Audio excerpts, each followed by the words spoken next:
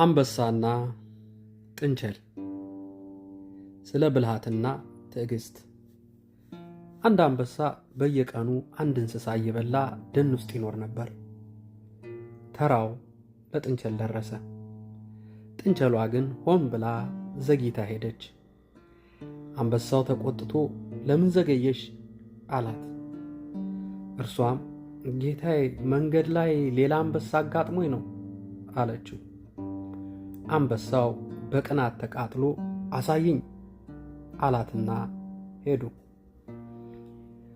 ወደ ጥልቅ የውሃ ጉድጓድ ወሰደችውና እዚህ ውስጥ ነው አለችው። አንበሳው ወደ ውስጥ ሲመለከት የራሱን ምስል ውሃው ላይ አየና ሌላ አንበሳ መስሎት ዘሎ ገባ። ቁጣና ትዕቢት የሰውን ዓይን ይጋርዳሉ። ስነ ስርዓትና ማስተዋል ያለው ሰው ቁጣውን መቆጣጠርና ራሱን መግዛት ስለሚችል ለተሳሳተ ውሳኔ ራሱን አይዳርግም። ሰላም ለሁላችሁ ይሁን።